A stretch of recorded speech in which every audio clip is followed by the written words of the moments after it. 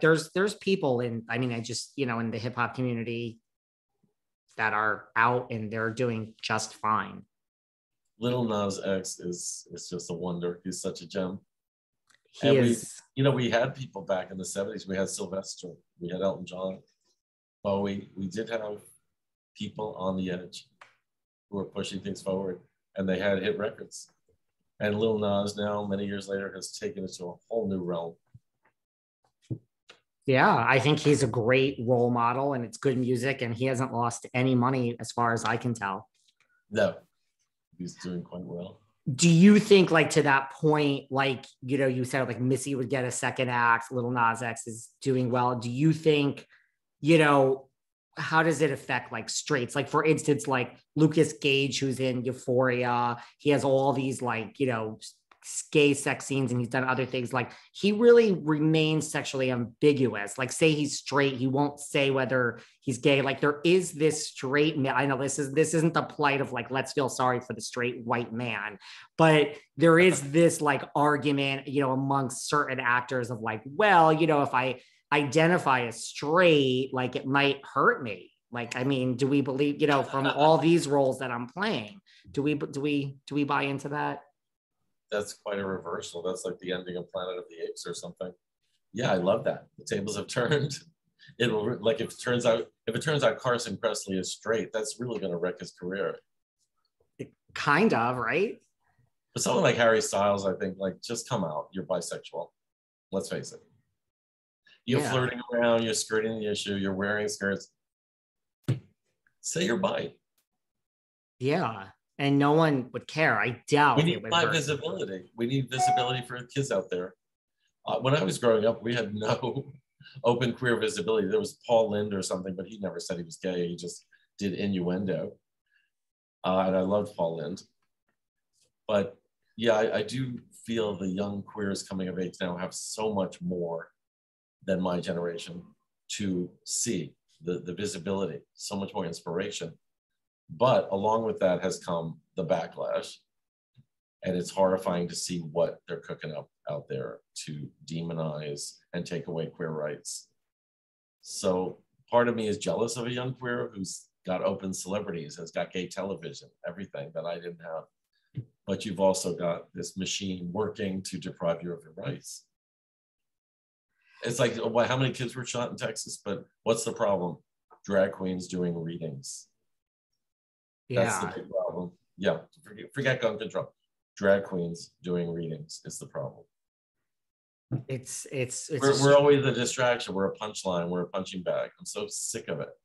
And don't even tell me about the Bible, because these people never read the Bible. They can only quote the one thing about man should not lay down with man. They can't quote one other word from it. Right. What about like when you hear all these rumors? I mean, I'm dating myself now, and I'm sure there's different ones about different people. You hear this like folklore about like Richard Gere likes to stick a gerbil up his ass. Tom Cruise marries Katie Holmes as a beard. John Travolta. Like, where do these things come from when all these people? Urban legends. Some of them do have an element of truth to them. The Richard Gere thing, I don't believe it, because even friends of mine were bullshitting and said, oh, I know the nurse who has the x-rays. It's like, what x-rays? What I didn't care for about Richard Gere back then is when there were gay rumors about him, he and Cindy Crawford took out an ad in a magazine. Because also Cindy Crawford had been on the cover of Vanity Fair with Katie Lang, lesbian chic, even though Cindy Crawford is not a lesbian. So then everyone's like, oh, Richard Gere and Cindy are gay. They took out an ad in a magazine saying we're not gay. And I was like, oh, that's gross. Like, you didn't have to do that. It's not a smear to be called gay. And that doesn't age well. I mean, imagine them doing that today. It would never happen. Never. You would just like take out the gerbil and carry on. What things do you think have an element of truth in, like Tom Cruise? I don't know. People want him to be gay, but it's like Cher says she dated him. Then again, she dated David Geffen too. She really did. She did. Talk to me about, is this true that this just, being from New York, Madonna was on the scene back in the day. I just had my good friend Isaac Mizrahi back here and he said, I love doing your podcast. And he was being sarcastic, snarky, like only Isaac or you or others could. He's like, somehow you always bring up Madonna when I'm here. But since this is your first time here, is this true that your band was opening for Madonna and she wouldn't let you guys do sound check? It wasn't even opening. We were equal billed in the ad. We were equal. We went on first. But yeah, she sound checked. I've told this story on so many shows. She was such a perfection at sound checking from the mic from every angle. I'd never seen anything like this. It was like obsessive. That by time she was through, they had to open the door to the club. We didn't get to sound check. And I was like, this bitch is going nowhere. And I still say I was right. No, I'm kidding. I was pissed, but maybe it's that kind of tunnel vision that allowed her to become so big. She just had to make it big. No one else was in the room when she was testing that mic. And I gave her all the props for what she did for our community.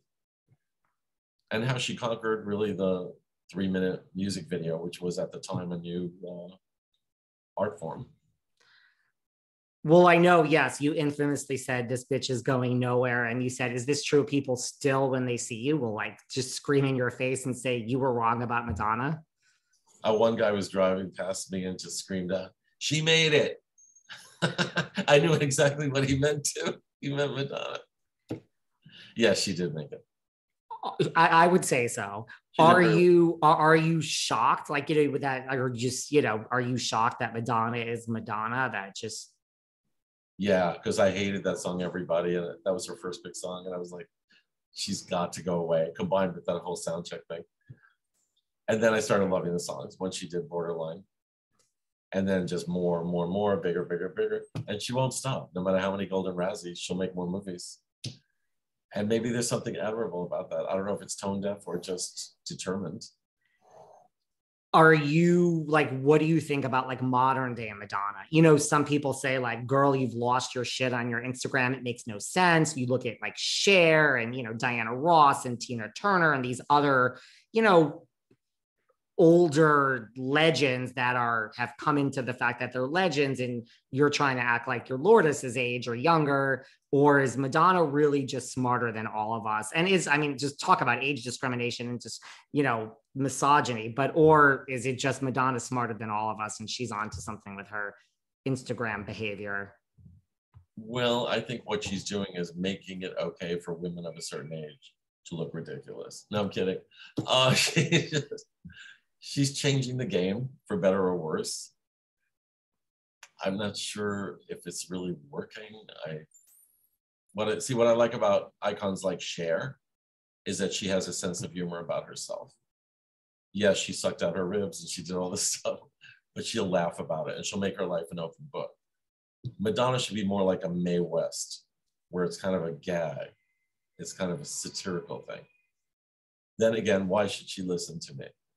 We were equal build, and now I'm some hack has been, and she's still a superstar.